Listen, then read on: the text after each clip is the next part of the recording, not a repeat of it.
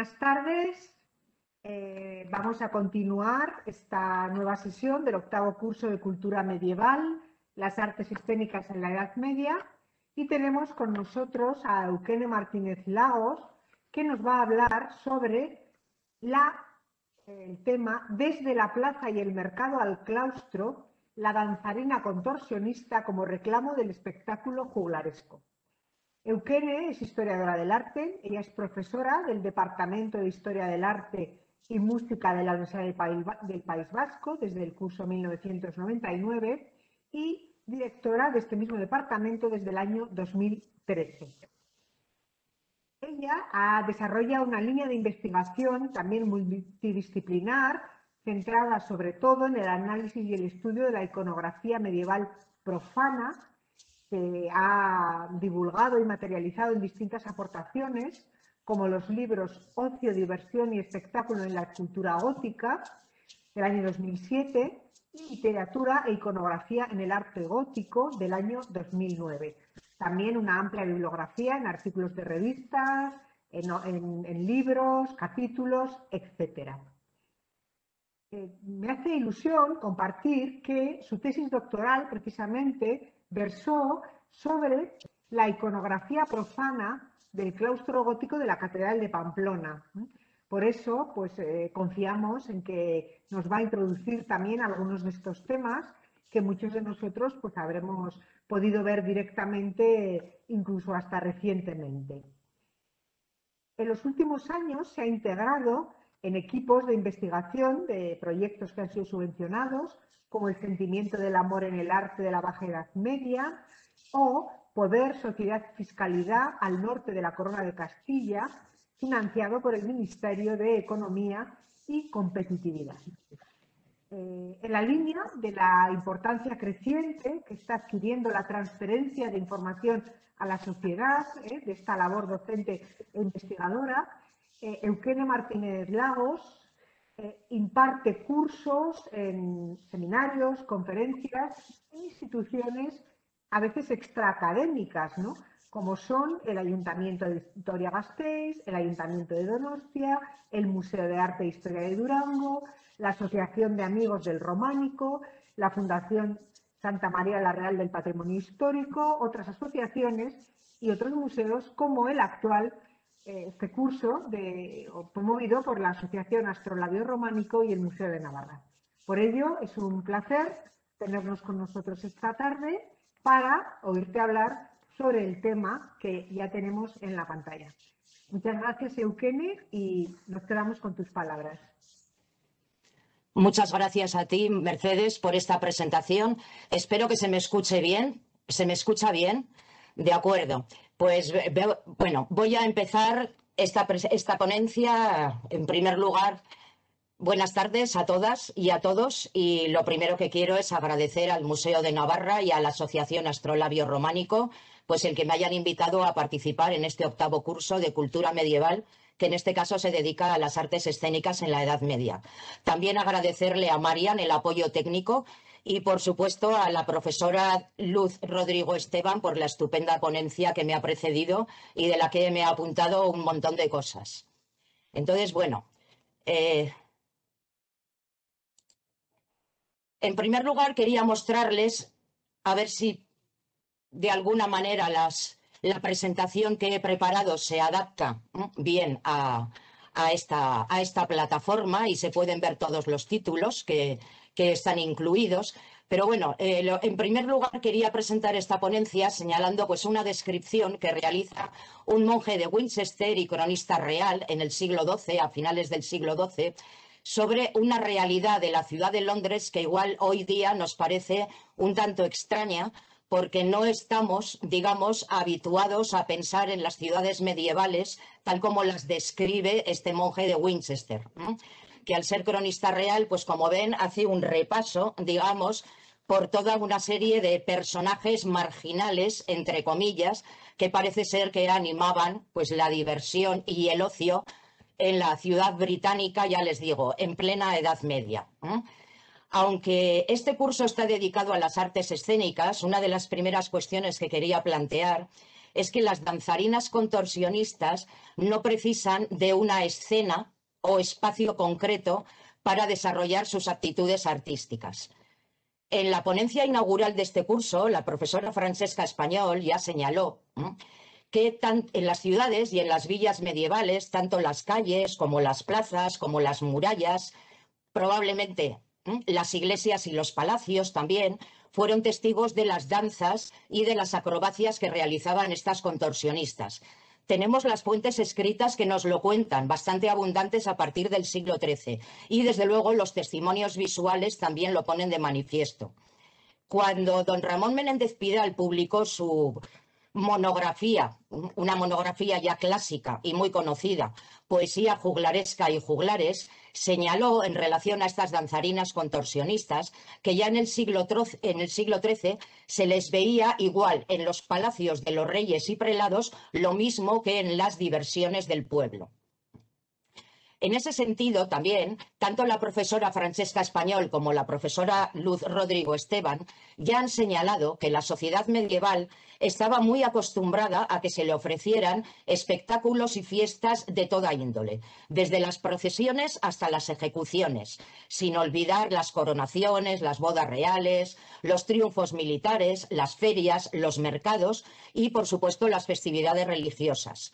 En todo este tipo de celebraciones, el componente lúdico era primordial y, desde luego, la música y la danza, elementos absolutamente indispensables.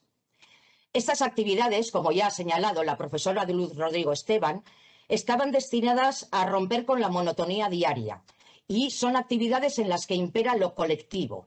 Por lo tanto, son elementos imprescindibles de socialización, pero también de comunicación y de participación, y por lo tanto una forma determinante de civilización humana.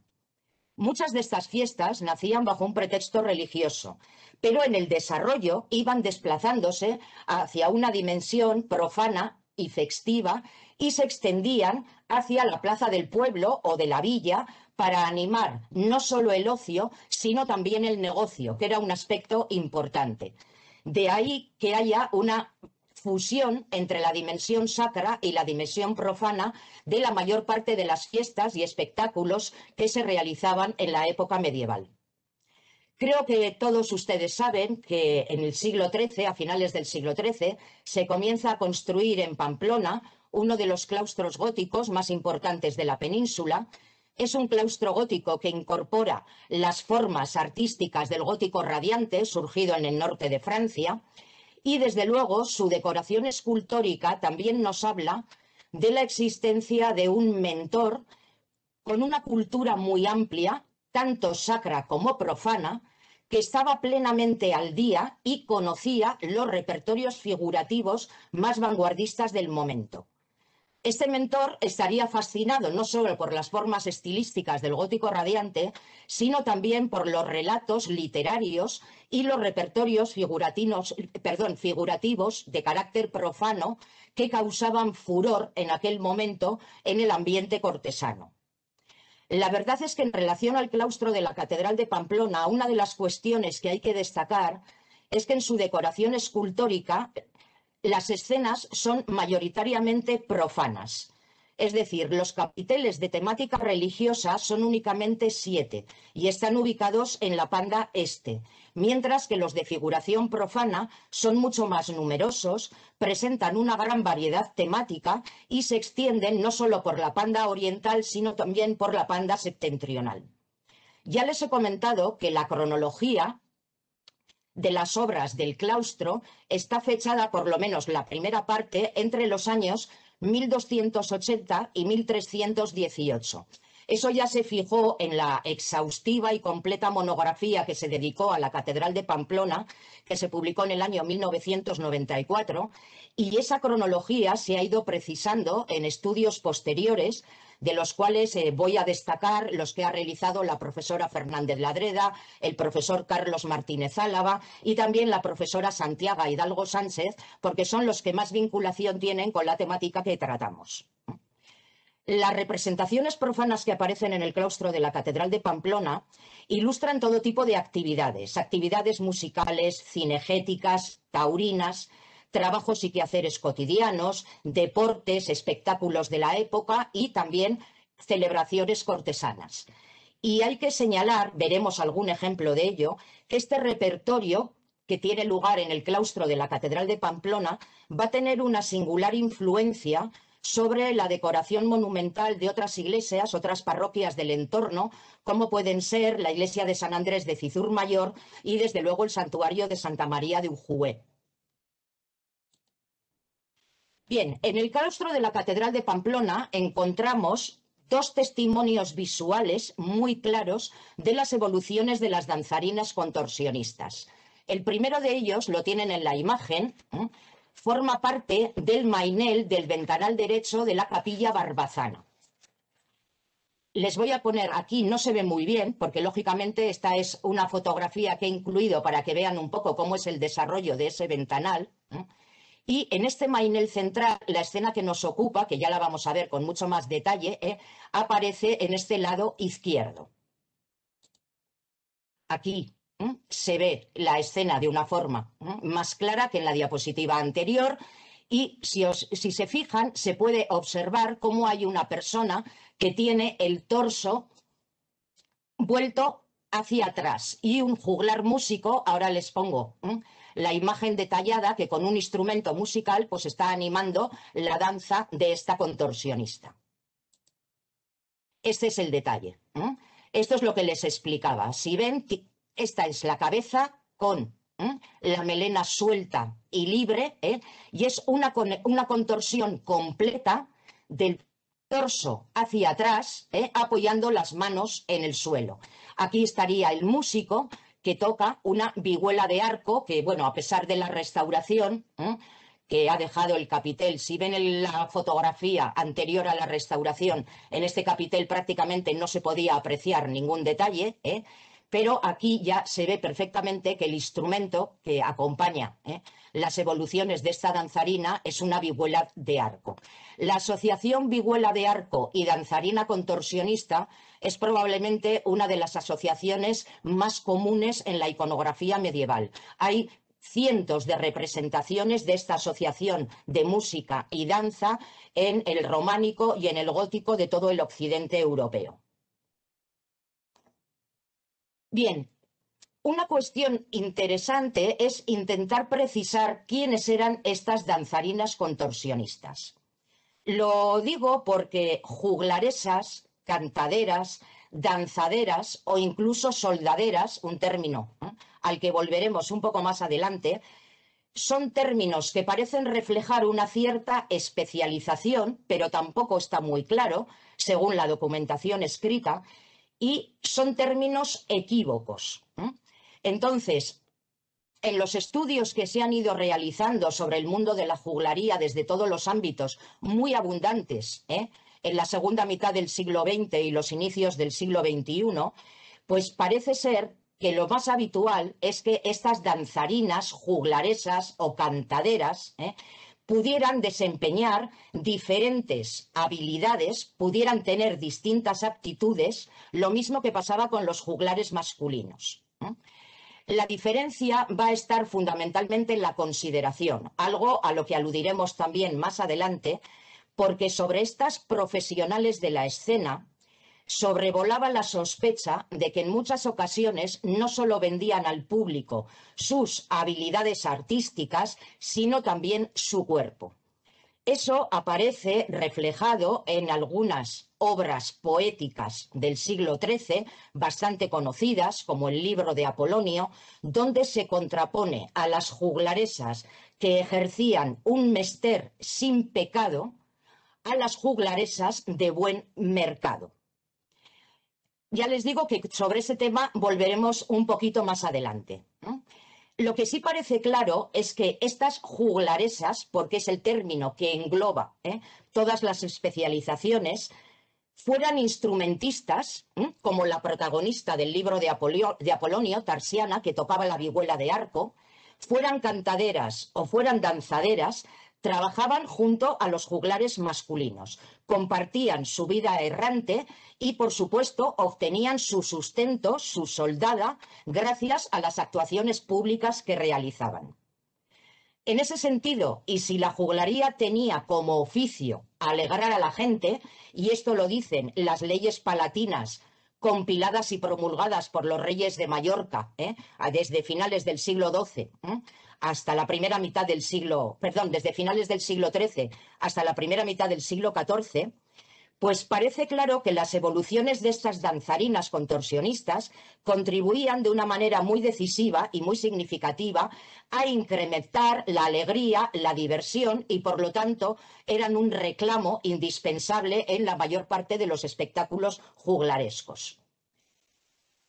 En este sentido, tengo que abrir un pequeño paréntesis y voy a intentar que sea, bueno, se me ha olvidado, como vamos a volver sobre ello más adelante, tampoco tiene mayor importancia, pero este es el segundo ejemplo de danzarina contorsionista que vamos a ver, en un capitel de la crujía norte, de la Panda septentrional.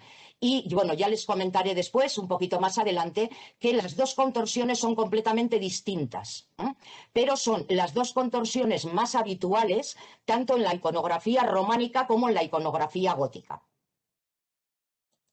Bueno, aquí les pongo el detalle, creo que se ve bastante bien la contorsión que realiza. En este caso es distinta porque esta contorsión comienza con las manos apoyadas en el suelo, torsionan el cuerpo hacia adelante hasta que consiguen juntar los pies con la parte superior de la cabeza. Y en muchas ocasiones se ayudan de las propias manos para conseguir la contorsión completa.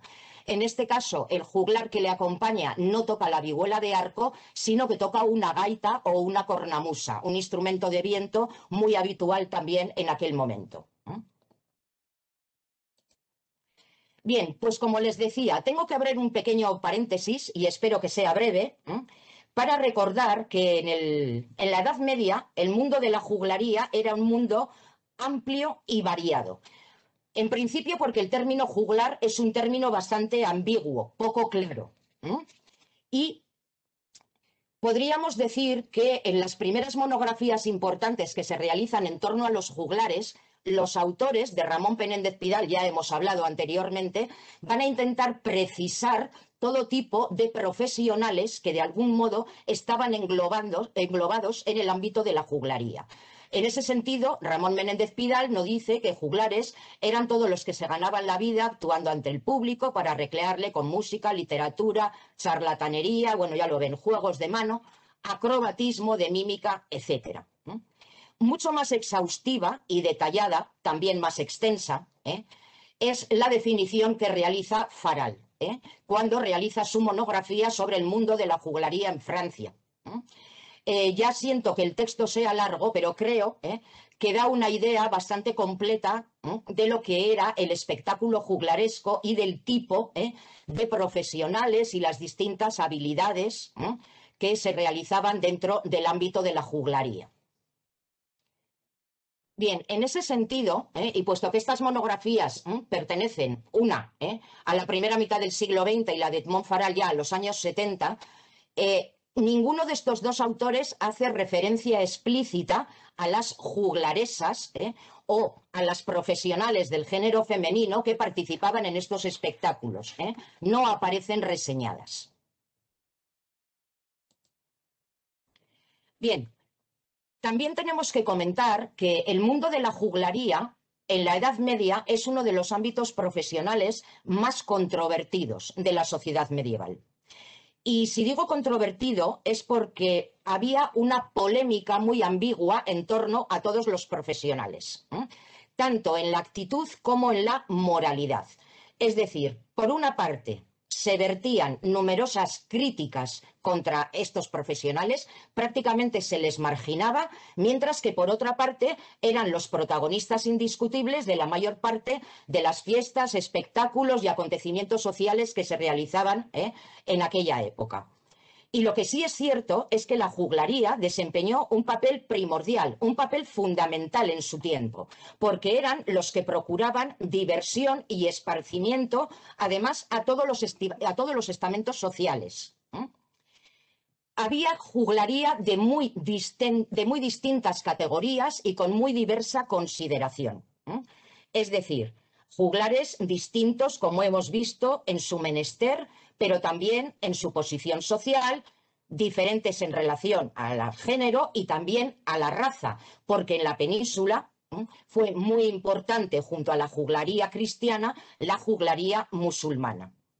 Además, también están los profesionales que actúan en las cortes ante los reyes y los nobles, los que actúan ante las dignidades eclesiásticas, que lógicamente tienen una consideración más elevada y una posición social y económica superior, y luego los que van de plaza en plaza o de calle en calle, cuya consideración era significativamente peor. A pesar de esta variedad, y a pesar de esta ambigüedad en su tratamiento, lo que sí han puesto de manifiesto la mayor parte de los estudios que se han dedicado al ámbito de la juglaría en los últimos años es que los juglares y las juglaresas fueron transmisores y difusores de la cultura medieval, que también fueron los cronistas de los acontecimientos importantes, porque en aquella sociedad la transmisión oral todavía era determinante. Entonces, muchas de las novedades que la gente recibía eran transmitidas a través del mundo de la juglaría. ¿Por qué se les consideraba prácticamente marginados? Pues es algo bastante evidente en relación a la estructuración de la sociedad medieval. Eran personas desarraigadas y de vida itinerante. ¿Por qué? Porque no formaban parte ni de la organización feudal del campo, ni tampoco de la gremial y artesanal de las villas. Es decir, no se les podía incluir ni entre los oradores, ni entre los velatores, ni entre los laboradores. De ahí que esa consideración se viese acentuada por este desarraigo social y profesional. Eso sí, una cuestión en la que tenemos que hacer incidencia es que la consideración negativa del mundo de la escena no es algo exclusivo de la mentalidad medieval, sino que la hemos visto anteriormente en otras culturas y en otras civilizaciones. En ese sentido, es importante reseñar lo que ocurre en el periodo clásico, porque en el periodo clásico también arreciaron las críticas contra los mimos y los histriones. De hecho, el derecho romano privaba de dignidad a todos los que pisaban un escenario por dinero, y lo mismo hacía el derecho germánico. Por lo tanto, podemos considerar que las críticas que se vierten en la antigüedad parecen ser el origen de toda una tradición que va a alzar la voz contra el mundo de la escena y que además ha sido una tradición que ha perdurado, como todos ustedes saben, hasta hace relativamente muy poco tiempo, y que todavía planea sobre el mundo de la escena. Bien, esa consideración negativa, lógicamente, se intensifica en los primeros siglos cristianos. Aquí, sin lugar a dudas, hay que considerar que los autores y tratadistas de los primeros siglos del cristianismo consideraban las artes escénicas como parte esencial de los juegos y espectáculos promovidos por los paganos, con lo cual, lógicamente, no podían aceptar este tipo de juegos. En ese sentido, autores como San Agustín o el propio San Isidoro de Sevilla, que son autores que están ahí a medio camino entre la época antigua y la época medieval, van a clamar contra el mundo de la escena. Y esto es lo que va a perdurar a lo largo de los siglos medievales. Por eso les pongo aquí, bueno, pues algunas de las reflexiones de San Isidoro de Sevilla en sus etimologías, cuando habla de los juegos o cuando habla también del teatro. En el caso del teatro, ya ven que lo que dice es que al teatro se le denomina también prostíbulo, Es decir, que esa asociación del mundo de la escena al mundo del vicio, porque en aquel momento estaba marcado por la tradición antigua, se mantiene durante toda la época medieval. ¿Qué es lo que ocurre en la época medieval? Pues que para los autores cristianos las actitudes teatrales en general eran un pecado muy grave y por lo tanto músicos, juglares, juglaresas, actores y actrices eran portadores del mal y aliados del diablo. Les acusaban de la frivolidad y de la corrupción mundana, porque para ellos eran personajes que convivían con todos los vicios. Y de hecho, estas condenas y estas críticas se van a reiterar, como ya les digo, a lo largo de toda la Edad Media. Existen numerosos sínodos, concilios, tratados, también en los sermones, donde se ve esta realidad. Por eso les traigo el Concilio de Toledo de finales del siglo VI, en el que ya se habla de que precisamente en las iglesias, mientras se celebraban determinadas fiestas litúrgicas, también había personajes del mundo de la escena o del mundo de la juglaría que saltaban, realizaban gestos torpes y cánticos inapropiados. Esto ya en el siglo VI. Pues para que vean que esta es una tradición que no se pierde a lo largo de la época medieval, les voy a poner ahora también un concilio en el año ya a finales del siglo XV, en el año 1473, donde se pone de manifiesto que esto continuaba sucediendo. Es más, en este caso ya los desórdenes obedecían a actitudes y espectáculos de la más variada índole. Y como les digo, se dice en estos concilios que este tipo de actuaciones se realizaban en el interior de las iglesias mientras se celebraba el culto divino.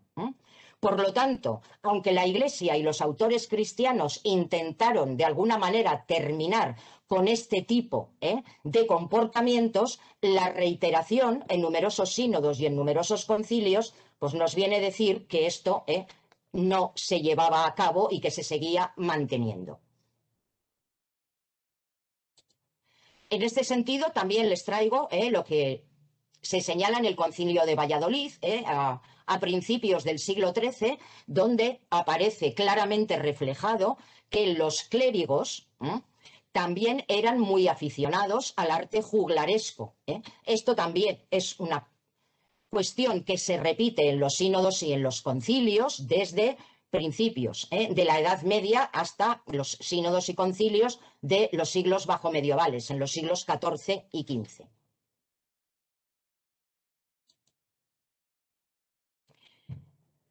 La opinión de Tomás de Cavan también es importante porque este predicador de origen inglés habla de 3 tipos de histriones y entre ellos habla de los que transfiguran y transforman, es decir, los que se ponen máscaras, se disfrazan y realizan sus actuaciones, pero también de los que realizan saltos y gestos vergonzosos, o los que se desnudan o llevan horribles máscaras.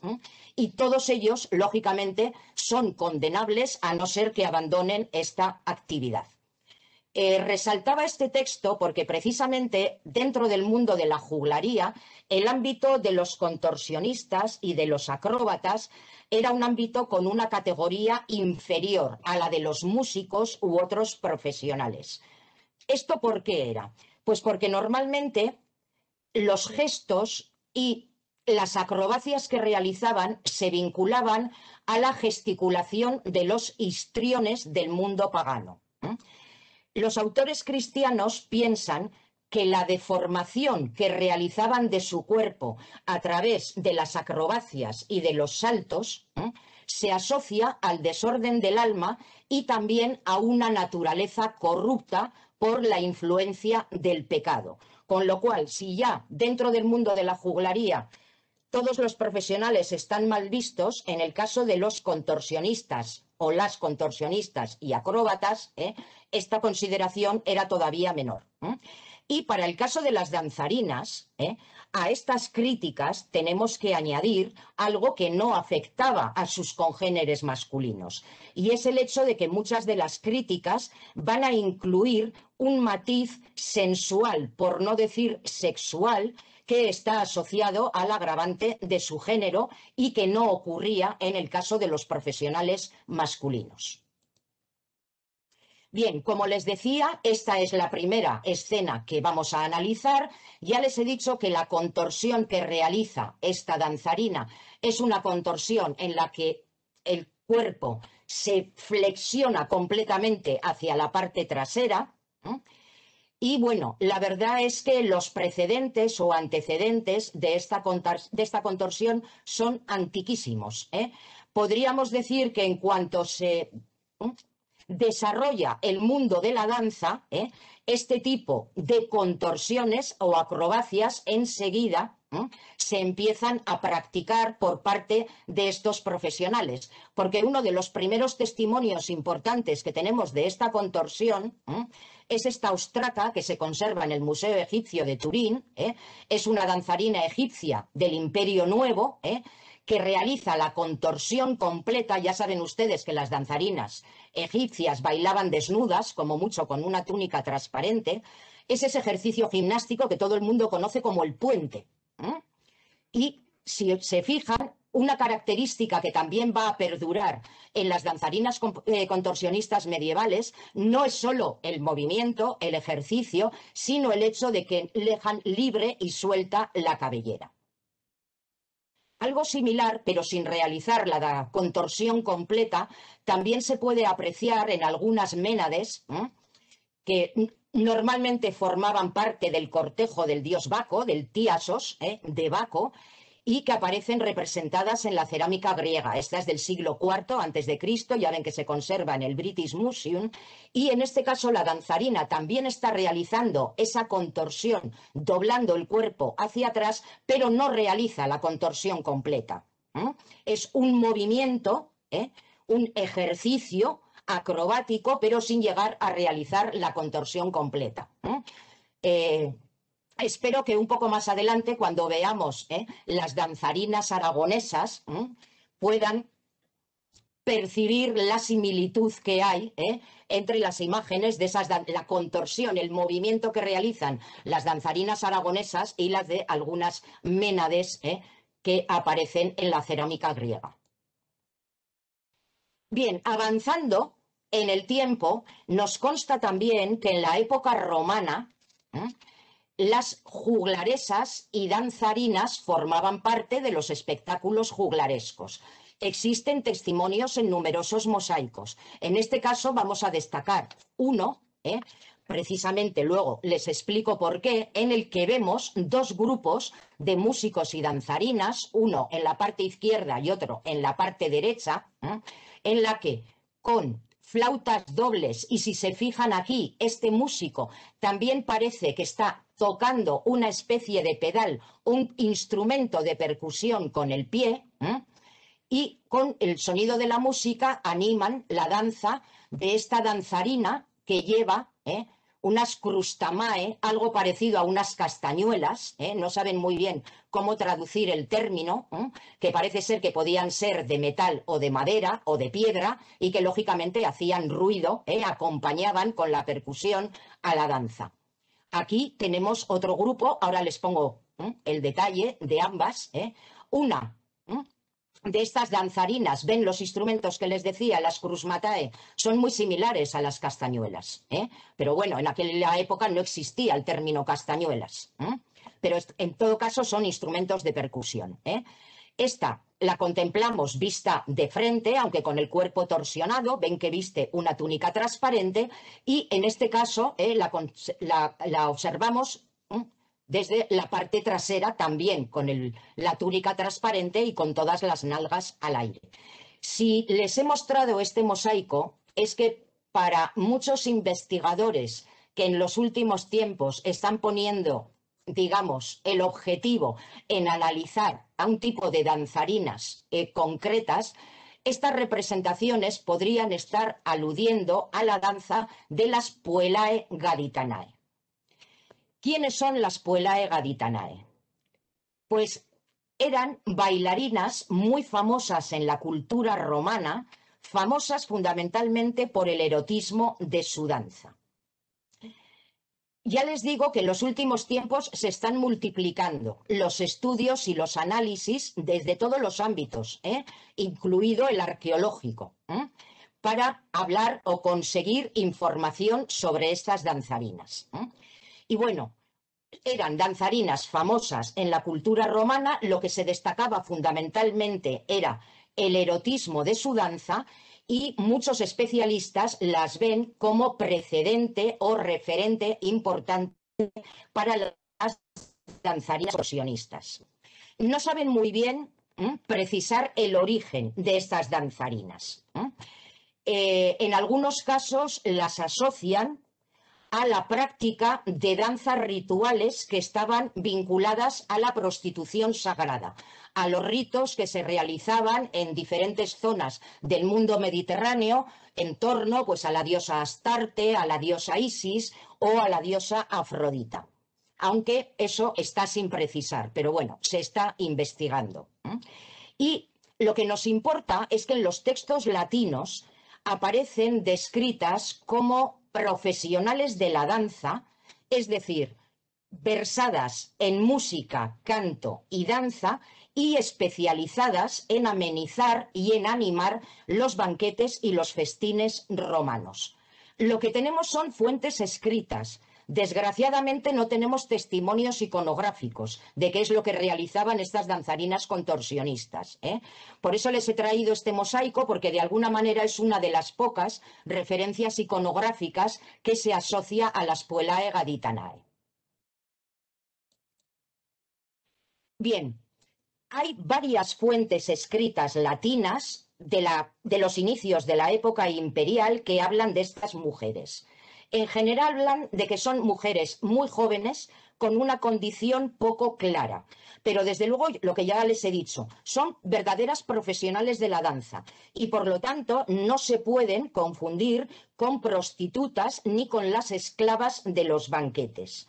Lo que ocurre es que en la mayor parte de las ocasiones en los textos a lo que se hace hincapié es a lo provocativo y lascivo de su danza. Eso es lo que relatan los textos.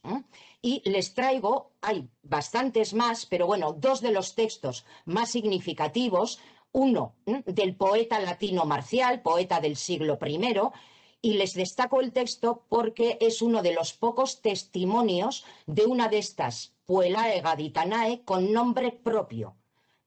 En este caso, Teletusa, una bailarina gaditana no, porque por extensión las Puellae Gaditanae fueron haciendo referencia a todas las bailarinas de la zona bética, de la provincia bética, no solo a las de Gades, a las de Cádiz, sino a todas las danzarinas que procedían de la bética.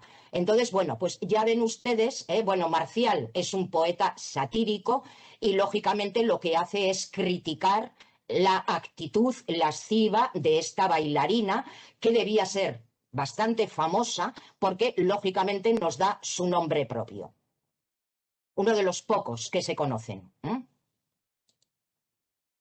Y otro de los textos más mencionado cuando se consultan investigaciones sobre las Puellae Gaditanae es este texto de Juvenal en sus sátiras, donde hay una referencia, parece pues no demasiado importante, pero que para el tema que nos ocupa es verdaderamente significativa, porque Juvenal dice que se tienden en el suelo meneando el trasero.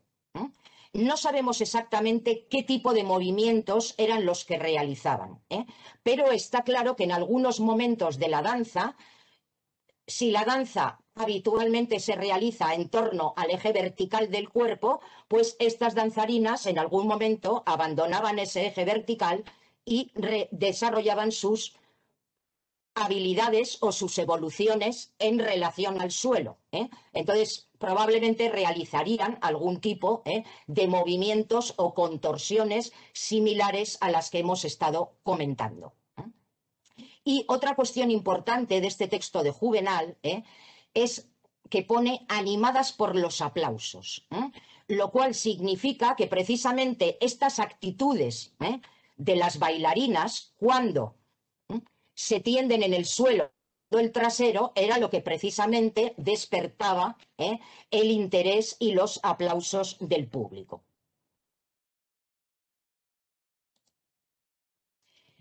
Bien, llegados a este punto, es interesante también tener en cuenta que en el caso de la península, la influencia y el intercambio cultural que se tuvo que desarrollar con las danzarinas musulmanas tuvo que, de alguna manera, contribuir a que estas contorsiones o estos movimientos, pues primero fueran variando y también se fueran difundiendo.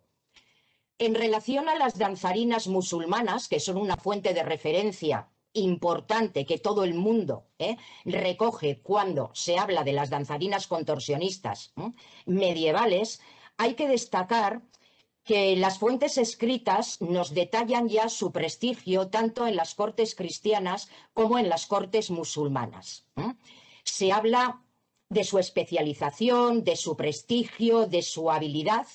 También sabemos que su formación se realizaba en una especie de academias conservatorio donde se les impartían conocimientos muy variados, de música, de canto, de danza, de juegos malabares con sables y con puñales, pero también de gramática, de filosofía e incluso en muchas ocasiones se les daba un diploma, una acreditación cuando terminaban estos estudios.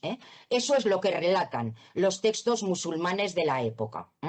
Tenemos poetas musulmanes que nos hablan de estas bailarinas musulmanas en los siglos XII y XIII, nos hablan de estas academias, conservatorios academias, señalando fundamentalmente como las más importantes las de Úbeda y las de Xátiva, y ponen de manifiesto que además de su prestigio, también eran famosas y también eran demandadas por su belleza y por la viveza con la que desarrollaban sus danzas. Desgraciadamente no tenemos tampoco referentes iconográficos para saber qué tipo de evoluciones de danza o qué tipo de contorsiones realizaban estas danzarinas musulmanas. Solo tenemos los textos poéticos. Pero en ese sentido, aquí les traigo una de las descripciones de Henri Perret, que analiza la poesía andaluza en árabe clásico del siglo XI y que él mismo dice que no sabe muy bien en qué consistían los movimientos que realizaban, pero que estaba claro que uno de ellos es que plegaban el cuerpo hacia atrás. Es decir, se contorsionaban hacia atrás, como es el caso de la danzarina de Pamplona. No es extraño pensar que si esa contorsión tiene un origen oriental, y está claro que tiene un origen oriental, puesto que una de las primeras representaciones con las que contamos proviene del antiguo Egipto, pues es lógico pensar que las danzarinas musulmanas también realizarían este tipo de contorsiones. Bien, a partir del siglo XII, la verdad es que el motivo iconográfico de la danzarina contorsionista y de los contorsionistas en general se multiplica y se difunde por todo el occidente medieval. Lo podemos observar en numerosas escenas de la escultura, sobre todo, pero también algunas de la miniatura románica. En ese sentido, resulta absolutamente imprescindible hacer referencia a las danzarinas presentes en la escultura románica aragonesa, de las que ya ha hablado la profesora Luz Rodrigo. Danzarinas que, como vamos a ver, realizan una contorsión muy similar a la de la Ménade griega y que tienen como una de sus características fundamentales el dejar la cabellera suelta y libre, aparte de la contorsión que realizan. Bien, estas danzarinas son las danzarinas realizadas por el denominado maestro de Agüero o maestro de San Juan de la Peña.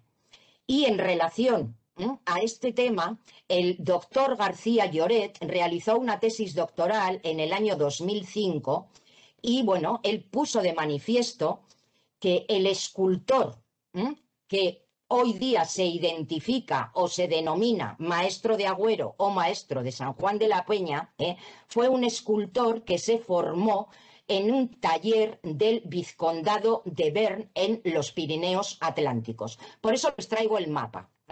Vean ustedes dónde está el vizcondado de Bearn, es decir, fronterizo con el reino de Aragón y fronterizo con el reino de Navarra. Y otra cosa que también es interesante en este caso, y es que vean ustedes qué condado está justo al lado. Es el condado de la Bigorra. El condado de la Bigorra es el condado del que procede uno de los obispos más conocidos de la Catedral de Pamplona, que es el obispo Arnal de Barbazán. Aunque las escenas que nosotros vamos a detallar son anteriores a la llegada del obispo Arnal de Barbazán a la Catedral de Pamplona. Pero bueno, en todo caso, lo que la tesis doctoral de García Lloret ha puesto de manifiesto es que esas danzarinas contorsionistas, su modelo de referencia más cercano procede precisamente de aquí, de esta zona fronteriza con Francia. En ese sentido, García Lloret habla de varias iglesias en torno a Olorón. Olorón, junto a Pau, es una de las localidades más importantes de ese vizcondado de Bern, y en concreto les traigo el ejemplo de la iglesia de la Comán, de la primera mitad del siglo XII, donde vemos a un músico que, con el sonido de su instrumento, anima las evoluciones de esta danzarina contorsionista que, como ustedes ven, pliega su cuerpo hacia atrás y deja libre la cabellera, y que presenta una indumentaria con numerosos pliegues que parecen acompañar al desarrollo de la danza, es decir, que ponen todavía más de manifiesto la contorsión del cuerpo. En ese sentido, ahora les voy a poner diferentes ejemplos de las danzarinas, realizadas por el maestro de Agüero o el taller del maestro de Agüero. Son muy numerosas, entre 1165 y prácticamente 1200, hay dos etapas de trabajo de este taller, una entre 1165 y 1185 y la siguiente entre 1185 y 1200, y todas ellas en localidades muy cercanas al entorno de la comarca de las Cinco Villas. Entonces, bueno, les traigo diferentes ejemplos para que vean que el motivo iconográfico es prácticamente idéntico. Y por lo tanto, este taller va a ser el responsable de difundir y extender este motivo iconográfico prácticamente por todo el norte peninsular. Esta es una de las más tempranas, es un capitel en el interior de la iglesia de San Gil de Luna, en Huesca, ya bien que en la segunda mitad del siglo XII, hasta 1170, y que la contorsión que realiza esta danzarina es prácticamente idéntica a la de la iglesia de Olorón que hemos visto en la imagen anterior. Pero bueno, ya les digo, a partir de ahora los ejemplos son prácticamente idénticos. Pueden variar los instrumentos musicales que portan los juglares. En este caso, si ven, es una juglaresa, no un juglar, sino que es una mujer también la que toca este salterio, y las evoluciones de las danzarinas en todos los casos son prácticamente iguales, con las manos en la cintura, el torso flexionado hacia atrás y dejando libre la cabellera.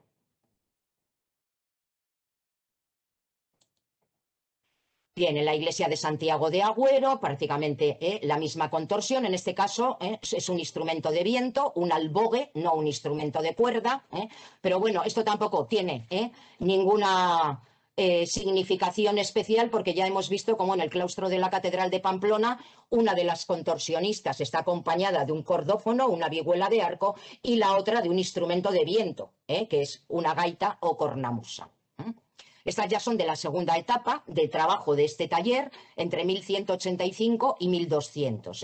Pero como ven, la escena es prácticamente igual, el motivo iconográfico es prácticamente igual en todas las representaciones que se realizan en torno a esta comarca.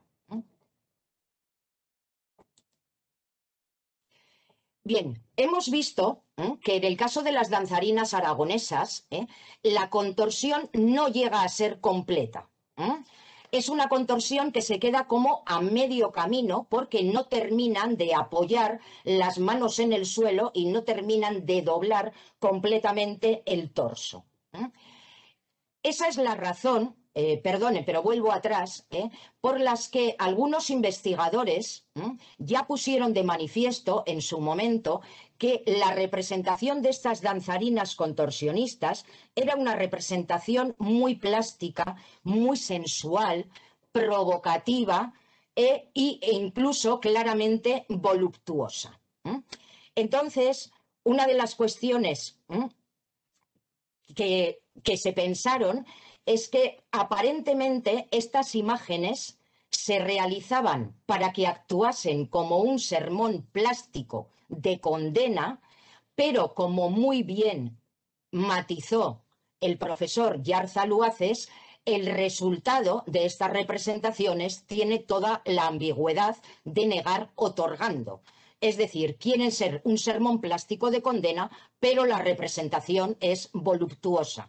De ahí la ambigüedad que existe siempre cuando hablamos de estas temáticas. Ay, no, perdón. Bien, lo que les decía, que en el caso de la danzarina contorsionista de Pamplona, la contorsión es completa, ¿eh?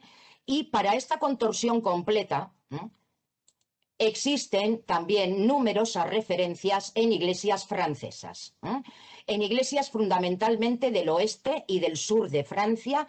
Lo vamos a ver en capiteles, canecillos, fundamentalmente canecillos, pero también algún capitel, alguna arquivolta, y se desarrollan desde finales del siglo XI.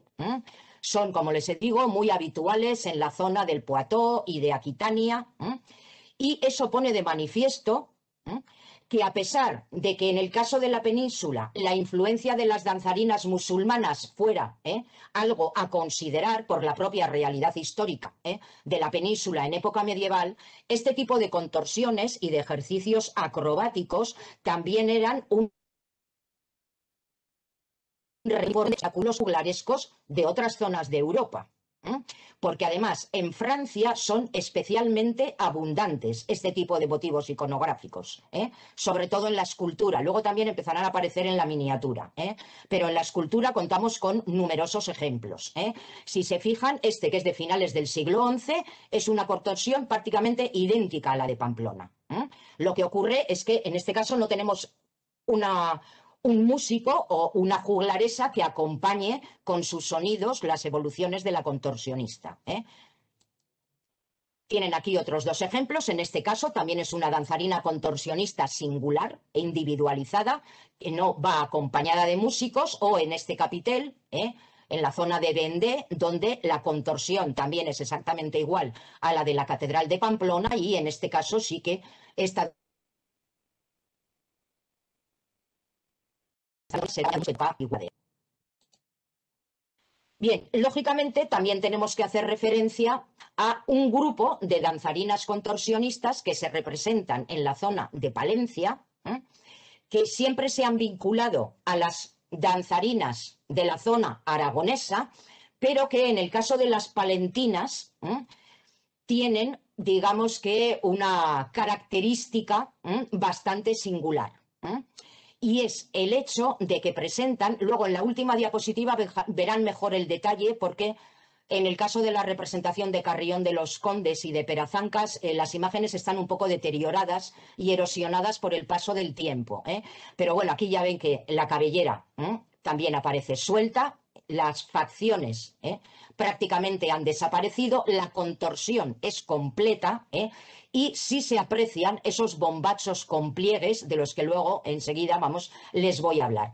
El músico que acompaña, un músico que si ven, bueno, la forma de representación, si no fuera, coincide con la de los ancianos del coro del Apocalipsis, incluso con algunas imágenes del espinario. Pero que en este caso es un músico, un juglar con una vihuela de arco. Carrión de los Condes sería la iglesia que en esa zona de Palencia difunde estos motivos iconográficos a otras parroquias y otras iglesias de su entorno. Aparte de la de Carrión, tenemos la de Perazancas, también es la misma contorsión, pero vista desde otra perspectiva opuesta. Y bueno, tampoco podemos apreciar bien la vestimenta porque también esta representación está bastante deteriorada, bastante erosionada, y bueno, como vemos, igual que en el caso de Carrión de los Condes, el instrumento en este caso bastante descomunal, un poco monumentalizado. Ese instrumento también es una vihuela de arco, se aprecian perfectamente las escotaduras y demás. Y bueno, lo que les venía a comentar, aquí en Moarbes de Ojeda, en Palencia, sí que se ve bien la indumentaria. ¿eh? Esta es la indumentaria que presentan las danzarinas de esta zona palentina. Son unos bombachos repletos de pliegues, con un cinturón muy decorado, muy llamativo, y esta indumentaria siempre se ha vinculado a la posible influencia de las danzarinas musulmanas. En este caso no realizan la contorsión completa, aunque como ven, sí que están esculpidas, algunas de ellas con las piernas hacia atrás y con los brazos elevados como si estuvieran haciendo la contorsión, pero representadas de frente, en el capitel en uno de los capiteles de la portada. El músico que les acompaña también es un músico que tañe una vihuela de arco.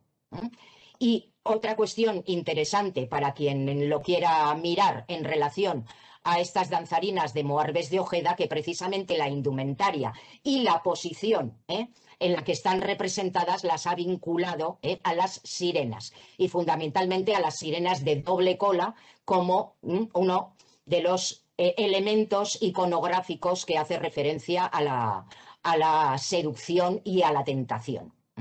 Pero bueno, es un tema sobre el que no nos podemos extender en este caso. Bien, llegados a la época gótica, también las representaciones son bastante numerosas, muy conocidas, son las que aparecen en la techumbre mudéjar de la Catedral de Santa María de Mediavilla, en Teruel. La profesora Luz Rodrigo ya les ha dicho, ya les ha puesto varias imágenes de esta techumbre mudéjar, porque la verdad es que el despliegue de temas iconográficos profanos que se pueden observar en esa techumbre es absolutamente increíble, porque el repertorio es muy completo, pero bueno, como ya les diré, más adelante, ese es el repertorio que está de moda en ese momento.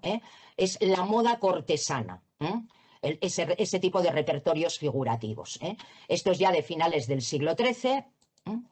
Y bueno, esta otra techumbre mudéjar, en este caso, en un ámbito civil, es el Palacio de Villahermosa de Huesca. Se supone que es una representación realizada por el mismo taller que participa en la decoración de la techumbre mudéjar de Santa María de Mediavilla.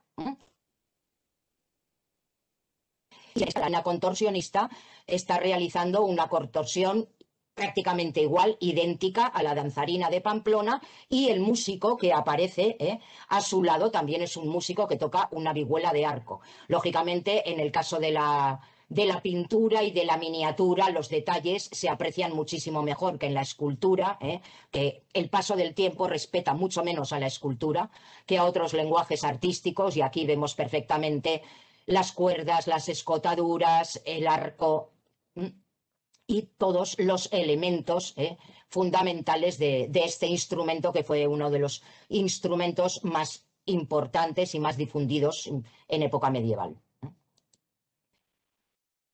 Bien, como han visto en algunas de las escenas francesas que les he comentado antes, está claro que la atracción, la fascinación que ejercían estas danzarinas contorsionistas propicia que en muchas ocasiones se les represente de manera singular, de forma individualizada, sin que aparezcan en compañía de músicos. Y lo mismo que hemos visto representaciones realizadas en Francia, tenemos esta magnífica representación de la iglesia de Santa María Magdalena de Tudela, que es de mediados del siglo XII, donde la contorsión es completa. Lo único que falta es que no apoya las manos en el suelo, sino que las lleva apoyadas en la cintura, en la línea de las danzarinas aragonesas, pero también deja suelta y libre la cabellera, y el ejercicio acrobático es el mismo. O bueno, un ejercicio acrobático que ya parece imposible, que es esta ménsula que está en el santuario de Santa María de Ujué, en el paso de ronda, desde la portada sur hacia la portada norte, donde vemos que ya, pues como les decía, una contorsión prácticamente imposible, porque el ejercicio acrobático es tan extremo que en este caso la contorsionista asoma la cabeza entre las manos y entre los pies, apoyada sobre las manos pero entre los pies, lo cual es un ejercicio bastante complicado. Difícil de precisar si verdaderamente las juglaresas llegaban a hacer esta contorsión tan exagerada, pero en el caso del escultor o el taller que participa de la decoración de Santa María de Ujué, pues lo quiso representar de esta manera. Bien, Como les he comentado antes, la contorsión que realiza nuestra segunda danzarina es completamente distinta. Si hasta ahora hemos visto cómo plegaban el cuerpo, el torso hacia atrás, en este caso lo torsionan hacia adelante. Este es un ejercicio, una contorsión que normalmente primero apoyan las manos en el suelo, luego torsionan el cuerpo hacia adelante y, si pueden, se agarran los pies con las manos para realizar el ejercicio acrobático completo. Lo primero que hay que señalar en relación a esta segunda contorsión es que, así como en el caso del primer ejemplo, de la contorsión del puente, es una contorsión que la realizan primordialmente las mujeres. No hay prácticamente representaciones de juglares que realicen o acróbatas que realicen esa contorsión. Esta segunda contorsión, la que se realiza en principio sobre las manos y volteando el cuerpo hacia adelante, también la realizan los juglares. Y de hecho tenemos prácticamente al 50% representaciones masculinas y femeninas de esta contorsión. Los ejemplos son innumerables. Casi abunda más la representación de esta segunda contorsión en la iconografía románica y gótica que la primera. Entonces, bueno, les pongo varios ejemplos, muchos de modillones franceses desde finales del siglo XI, donde no aparecen en compañía de músicos, sino que aparecen realizando la contorsión de manera singular, individualizada, como es el caso de esta iglesia, de Sugers, de esta otra, en Vian, donde ya ven que también apoya los pies encima de la cabeza, en este caso es masculino, el juglar. Hay veces que tanto por el deterioro de las imágenes como por el hecho de que en muchos casos en la escultura medieval los rasgos masculinos o femeninos de determinados rostros pueden llegar a confundirse, porque tampoco son tan minuciosos y tan detallados, a no ser que tengamos algún rasgo de indumentaria que nos diga claramente si son hombres o mujeres. En muchas ocasiones, simplemente por las facciones de la cara, no se puede averiguar si estamos ante representaciones de mujeres o de hombres. Pero bueno, aunque el paso del tiempo pues ha determinado que a veces esos detalles no se puedan apreciar, normalmente se pueden reconocer. En este caso se ve que es masculino. En este caso es una mujer por el peinado, también por el vestido largo, y la contorsión que realiza es también muy similar a la que hemos visto anteriormente. Ven cómo lleva las manos, están apoyadas en el suelo. En el caso del ejemplo de Pamplona, una vez realizada la contorsión, se ha sujetado los pies con las manos, pero la contorsión es la misma. Esta otra, que también es una contorsión completa. Esta otra que parece imposible, en este caso también es un personaje masculino.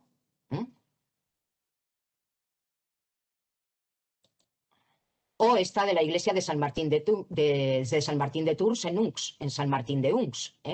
Porque este tipo de contorsiones también eran habituales en algunos motivos iconográficos del románico navarro. Hay varios ejemplos en el románico navarro de este tipo de contorsión. Lo podemos ver en Sangüesa, lo podemos ver en San Pedro de Chano, en San Vicente de Larumbe, en Estella, en San Miguel de Estella, pero desde luego una de las imágenes más impactantes en ese sentido es esta de San Martín de Unx, que es de mediados del siglo XI, y donde la contorsión que se realiza, a excepción de la colocación de las manos, pues es una contorsión también muy similar o muy parecida a la que hace la danzarina de la Catedral de Pamplona.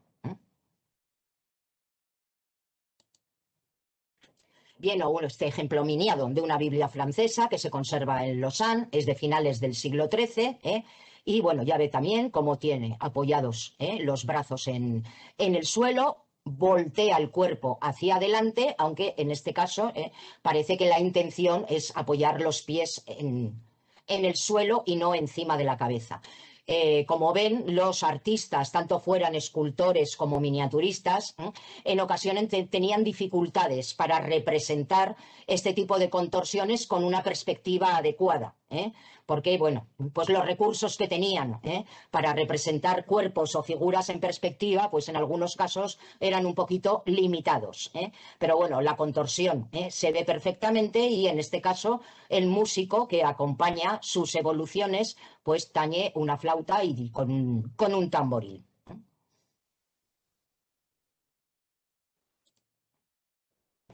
Bien, llegados a este punto, y puesto que con anterioridad ya he comentado algunas cuestiones en relación a la consideración de estas danzarinas contorsionistas, tengo que subrayar el hecho de que en el caso de las contorsionistas mujeres, su contorsión directamente se asociaba a la provocación. Es decir, al realizar este tipo de ejercicios, la Iglesia les censuraba que hacían una especie de espectáculo absolutamente indecoroso y obsceno de su cuerpo, y por lo tanto convertían su cuerpo en un instrumento de lujuria. Eso es lo que de alguna manera hace que en ocasiones textos de los sínodos, concilios, sermones y demás asocien los comportamientos de estas danzarinas contorsionistas a la prostitución. A ello también contribuye, como les he dicho, el tema de la cabellera, que siempre la llevan suelta, libre. Y hay que tener en cuenta que en aquella época, en época medieval, el cabello suelto y sobre todo el cabello desbocado por los movimientos es algo que hace alusión muy clara a la deshonestidad y a la inmoralidad de estas danzarinas, porque en aquel momento el cabello tenía un fuerte valor erótico y además era un elemento muy importante en el juego de seducción. Otra cuestión que hay que subrayar es el hecho de que la asociación de la música, pero sobre todo la danza, a la lujuria, ya aparece en un manuscrito que contiene la Psicomaquia de Prudencio, es la imagen que tienen en la pantalla, donde la lujuria se personifica a través de la imagen de una danzarina que está actuando delante de unos admiradores, delante del público y acompañada de una serie de músicos. En esta miniatura se pone de manifiesto claramente que la danza es, digamos, un arte asociado a los comportamientos pecaminosos y asociado a la lujuria. En ese sentido, y para ahondar en la mala consideración que tenían estas juglaresas contorsionistas, tenemos el hecho de que hay algunas de estas juglaresas que a partir del siglo XIII aparecen denominadas en las fuentes escritas como soldaderas. Y soldadera es un término que, aunque en algunas de estas fuentes hagan referencia a un oficio análogo al de juglares y juglaresas, en la poesía cortesana, como el libro de Apolonio o el libro de Alexandre, se refieren a ellas, a las soldaderas, como mujeres que en determinados momentos ejercían la prostitución. Si no ejercían la prostitución, se les consideraba mujeres promiscuas. Y en ese sentido, un ejemplo muy significativo es una de las pocas soldaderas de las que conocemos el nombre. Se llamaba María Pérez la Valteira, era una soldadera gallega, actuó en la corte de Castilla ante los monarcas Fernando III y Alfonso X el Sabio, y en época de Alfonso X el Sabio se le dedicaron 14 cantigas de escarnio, una de las cuales fue escrita por el propio monarca, por el propio Alfonso X el Sabio. Esas cantigas están siendo muy estudiadas por los especialistas que analizan la literatura galaico-portuguesa Y cuando se refieren a María Pérez Lavalteira, a esta soldadera, juglaresa tan famosa, pues hablan de ella como de una gran pecadora, blasfema, impía y, sobre todo, sexualmente promiscua. En ese sentido, por eso les traigo aquí uno de los libros de las partidas de Alfonso X el Sabio, porque en la partida cuarta, en uno de sus títulos, cuando Alfonso X el Sabio está hablando de que las personas ilustres, las personas honradas, pueden recibir gente en sus casas, habla de quiénes son las personas que no pueden recibir. Y entre las personas que no pueden recibir, ya les ven que les he puesto aquí subrayado, no, las leyes pueden recibir barraganas. Tales mujeres hay que no deben recibir, así como la sierva o hija de sierva, ni otro sí la que fuese liberada ni su hija, ni juglaresa ni su hija, ni tabernera, ni regatera ni sus hijas, ni alcahueta ni su hija. Y además les llaman personas viles, Es decir, que en este caso, juglaresas e hijas de juglaresas aparecen asociadas a las alcahuetas y a las hijas de las alcahuetas y encima son consideradas personas viles. El hecho de que las soldaderas eran profesionales apreciadas y que también eran demandadas por las altas dignidades eclesiásticas aparece relatado en constituciones de los concilios de la época. Y les traigo aquí una de esas constituciones de un concilio de Toledo del año 1324, donde se refiere claramente al hecho de que esas soldaderas acudían a las casas de los prelados, que los prelados las invitaban a comer y sabemos por otros textos también que les hacían grandes dones, que les pagaban por sus actuaciones y no sabemos, porque no se precisa, por qué más si les pagaban o no les pagaban.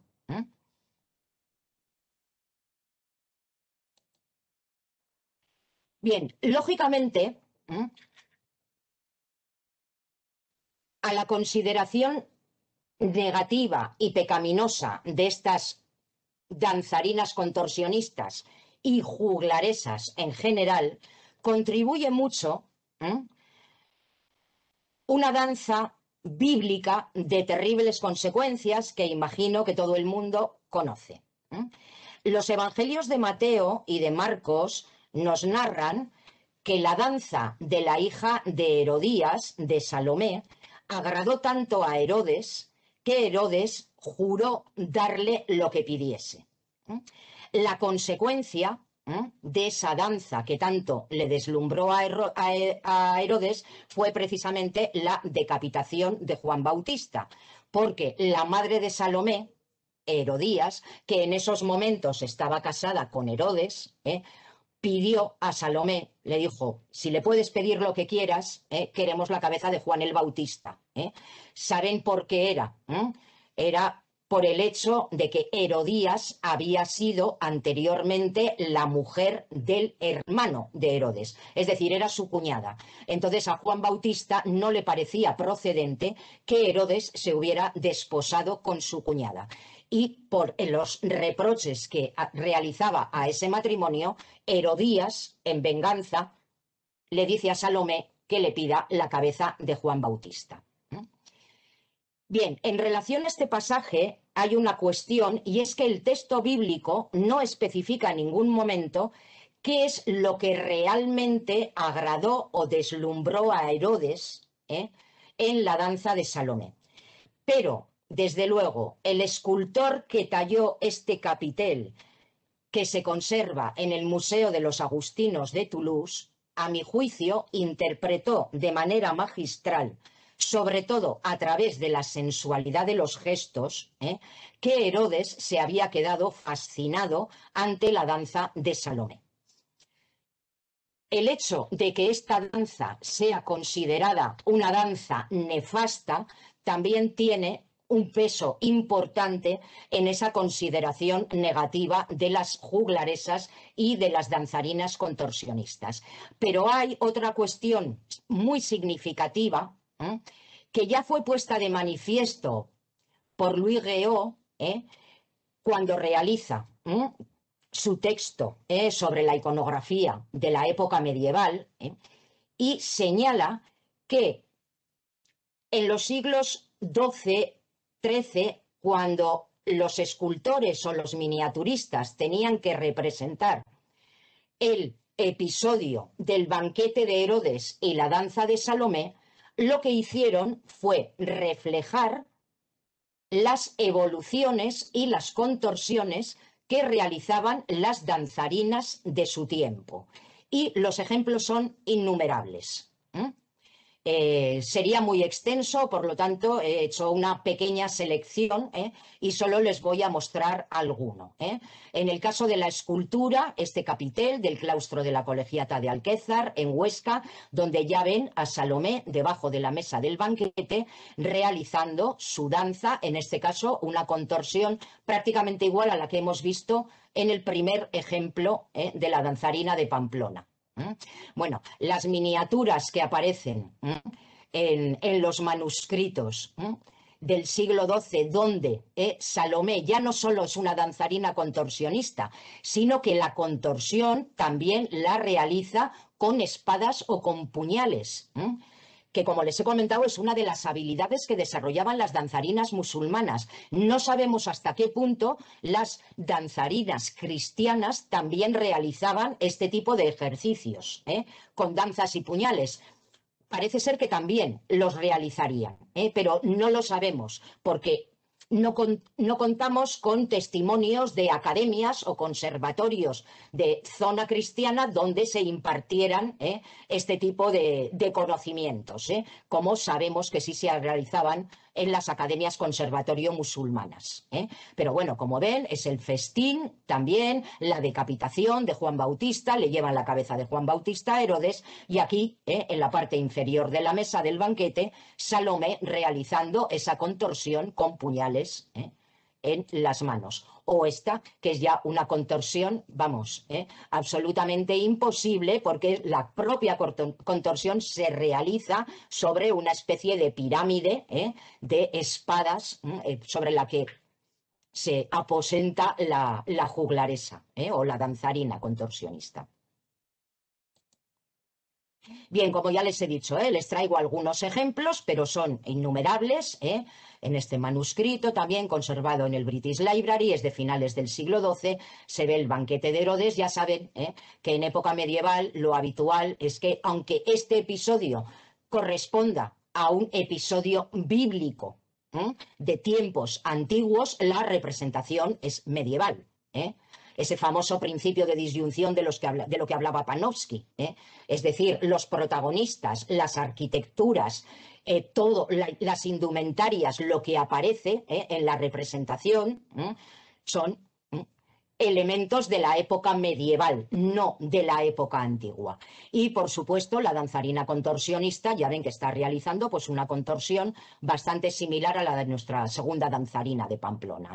Una especie de pino, en el que luego va a realizar la contorsión. Lo mismo que en este caso es la primera contorsión, doblando el cuerpo hacia atrás, también tenemos todo el episodio completo con el banquete, la decapitación de Juan Bautista y la presentación de la cabeza a Herodes. Bueno, la del tímpano de la Catedral de Rouen, que es conocidísima, ya de mediados del siglo XIII. Ven aquí, esta contorsión sí que es prácticamente idéntica a la segunda de nuestra Catedral de Pamplona. Le falta un brazo, pero el ejercicio acrobático que se realiza es el mismo. En este caso, este tímpano, lógicamente el escultor tiene una calidad considerable, y vemos también aquí está el banquete, la representación del banquete, aquí la decapitación de Juan el Bautista y la presentación de la cabeza al rey Herodes. Pero también los hallamos en diferentes códices miniados, este tipo de representaciones. En este misal que se conserva en La Haya vemos cómo la contorsión es prácticamente igual a la que hemos visto en el ejemplo de la primera contorsionista de Pamplona. Bien, simplemente para terminar, lo último que quería señalar es que cuando se trata de explicar por qué se representan este tipo de motivos iconográficos en recintos sacros, como puede ser el interior de iglesias, de catedrales o en los claustros, son varias las cuestiones que hay que tener en cuenta o que hay que considerar. Lo primero es que no podemos olvidar que la Edad Media observa una concepción global del universo como reflejo del Dios creador.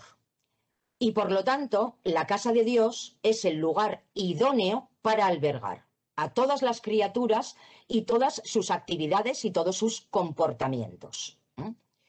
A esto tenemos que añadir que en la cultura medieval, a partir del siglo XII, se va a producir una transformación muy importante porque el saber profano va adquiriendo mayor entidad con el paso de las décadas y eso propicia que estos motivos de iconografía profana que en la época románica ocupaban fundamentalmente lugares secundarios o marginales, pues ya avanzando hacia la época gótica, vayan representándose en lugares mucho más significativos y además interactúan con la temática religiosa.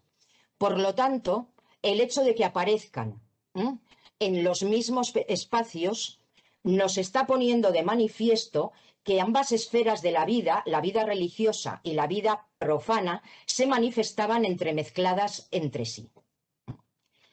Muchas de estas imágenes profanas, además, ilustran actividades de la vida diaria y son actividades desarrolladas por los distintos estamentos de la sociedad. Y al mismo tiempo también incorporan imágenes que están vinculadas a sus creencias y a su mentalidad. Todo eso nos hace pensar que son un testimonio de su forma de vida y de su forma de pensar. El problema está en tratar de precisar o de fijar si este legado artístico lleva implícito algún tipo de función. Eso es completamente acorde a la sensibilidad de aquel momento, porque forma parte de su consideración del mundo. Entonces, tenemos que tener en cuenta que aunque muchas de estas escenas respondan al gusto estético del momento, es decir, son imágenes a la moda, las imágenes que se llevan, también tenemos que tener en cuenta que en algunos casos, no en todos, pero en algunos sí, tendrían otra función para transmitir algún contenido de tipo didáctico con una finalidad doctrinal o moralizante que probablemente lo más interesante es que mostrase el ejemplo de lo que se debía y no se debía hacer. Si recuerdan, Prudencio ya dijo que a los cristianos había que mostrarles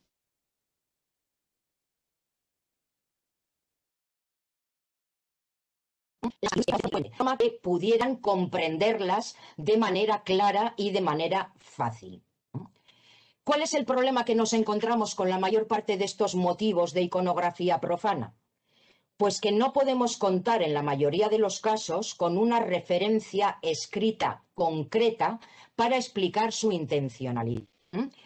Que lo que estaba comentando es que aunque en muchas ocasiones no podamos precisar un texto concreto o específico para adivinar si estos motivos iconográficos tenían una funcionalidad de la época, lo que está claro es que muestran un sinfín de creencias, de saberes populares que circulaban en el ambiente de la época y que se plasmaron a través de unas imágenes muy elocuentes, muy fácilmente asimilables hacia la sociedad que las había creado y hacia la sociedad a la que iban dirigidas. Porque cuando se comienzan a desplegar estos repertorios profanos y la sociedad laica acude a estos centros o espacios sacros y ver representaciones de sus actividades cotidianas o de los espectáculos y las fiestas que se realizaban en el ámbito cortesano, lo mínimo que les podía pasar es que se asombrasen y se emocionasen a la vista de algunas de estas representaciones. Pues eso es todo y muchas gracias por su atención y por su interés.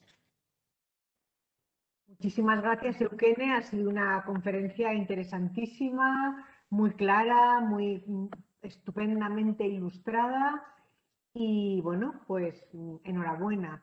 Muchas gracias, Mercedes. Yo te voy a trasladar una pregunta de una de las personas participantes. Bien, voy a dejar de compartir, creo. A la que evidentemente le ha interesado mucho el tema. A ver si podrías recomendar algún libro sobre el tema, imagino que sobre el tema de la contorsionista o las juglaresas. A ver, últimamente más que libros o monografías, lo que realmente se han publicado son bastantes artículos en revistas especializadas. En el caso de las danzarinas aragonesas, pero por extensión, ha estudiado pues lógicamente los referentes iconográficos y danzarinas de otras épocas y también habla del tema de Salomé y demás. Yo últimamente tengo noticias de Carmen Zabala, que ya la he mencionado además al principio de la conferencia, porque Carmen Zabala sí que ha escrito algunos artículos. En relación a las contorsionistas específicamente, no hay una monografía. Lo que hay ya es una bibliografía inabarcable sobre el mundo de la juglaría medieval. Porque además la juglaría medieval se está estudiando desde todos los ámbitos. No solo artístico, sino histórico, lingüístico, literario, la historia del teatro, de las artes escénicas, de la danza. Entonces, la bibliografía es muy abundante. Entonces, yo les recomiendo trastear. Es verdad, porque hoy día además Internet ofrece unas posibilidades que hace muchos años no teníamos. ¿Me escucháis mal? No, se oye bien. Hay otra pregunta, Eukene. Si se ha relacionado alguna vez el origen de estas contorsionistas a una cultura o un país concreto. No, yo creo que no. En general, la contorsión que, bueno, vulgarmente llamamos el puente, sí que es una contorsión, está claro que de origen oriental, porque el primer testimonio que tenemos es egipcio. Entonces, parece ser que, bueno, pues de la zona oriental se iría desplazando hacia occidente. Sí que Hammerstein, en un estudio ya bastante antiguo y clásico, sí que decía como que en el sur de Europa las danzarinas eran más sensuales y hacían movimientos más lánguidos, mientras que en el norte de Europa sus movimientos serían más de tipo acrobático o contorsionista. Pero no sé si eso tiene mucho sentido, porque yo creo que ambas contorsiones aparecen tanto en el caso del norte de la península en época románica y gótica, como en todo el occidente europeo, sobre todo en Francia. Entonces, no creo que haya un país concreto. Otra pregunta, gracias. Otra pregunta. Relaciones entre las contorsionistas y los bailes extáticos que se atribuyen a las Ménades. Eso se está investigando, pero no con las contorsionistas. Eso, bueno, es que en la cultura antigua estas danzarinas tienen otras connotaciones completamente diferentes que no tienen en época medieval. Yo creo que en el caso de la época medieval, aunque puedan llevar implícito algún sermón de condena por su consideración negativa, yo creo que simplemente son un testimonio del ámbito juglaresco. Es decir, no creo que se puedan asociar a ritos.